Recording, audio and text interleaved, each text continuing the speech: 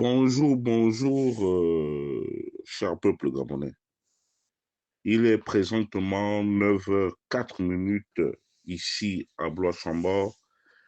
Nous sommes aujourd'hui le dimanche 30 novembre 2025. Je suis votre humble serviteur, le professeur Wilfried Choisy au Kumba Kamita tous les nuits dans Djogo. Ce matin, je veux déposer mes valises chez son Excellence Monsieur le procureur général près de la cour d'appel judiciaire de Libreville, le très sémillant docteur Eddy Narcisse Mina. Monsieur le procureur général près de la cour d'appel judiciaire de Libreville, veuillez me recevoir chez vous.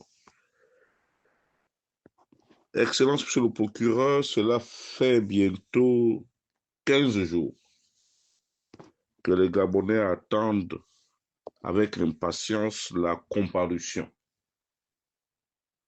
des personnes abondamment citées dans le safari financier qu'a connu le Gabon sous le règne dictatorial de l'ancien président déchu Ali Bongo Ondimba.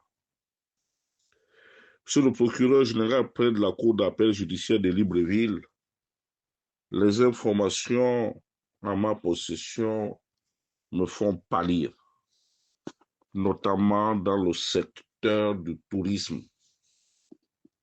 Monsieur le procureur général, il est constant que le sieur Siphon Ogooué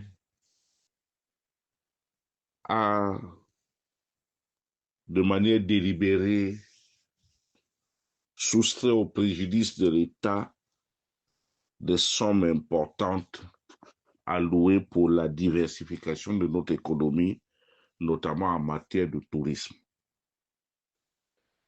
Monsieur le procureur général, ce personnage a été abondamment cité comme d'autres Gabonais. Il est de son vrai métier inspecteur central des impôts. C'est à ce titre qu'il aurait reçu, semble-t-il, la bagatelle somme de 250 millions de francs CFA des mains de M. Gabin Otandumba. Ici, M. Gabin Otandumba paye, je peux le dire avec certitude, c'est parce que il a été belliqueux et c'est parce que il est au Bamba de père et de mère. Parce que, monsieur le procureur général, on ne peut pas s'expliquer pourquoi est-ce que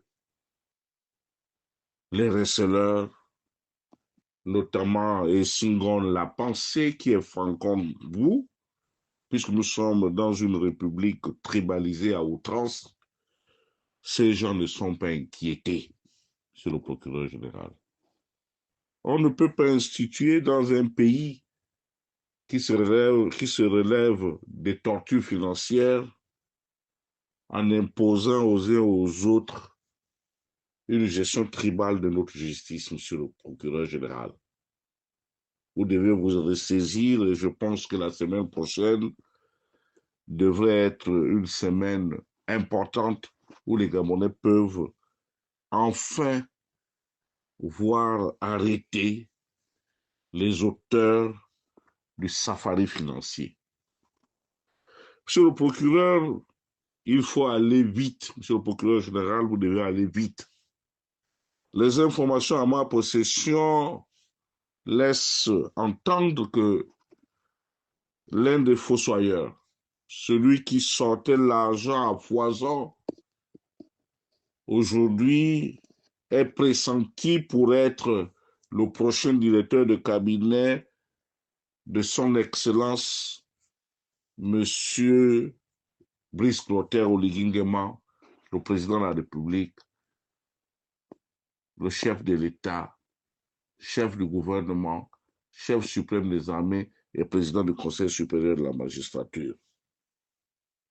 Il s'agit de l'ancien directeur de la comptabilité et du trésor, un certain Koubdié, qui continue de narguer le peuple gabonais après avoir soustrait à son bénéfice et au bénéfice de la famille Bongo des sommes faramineuses.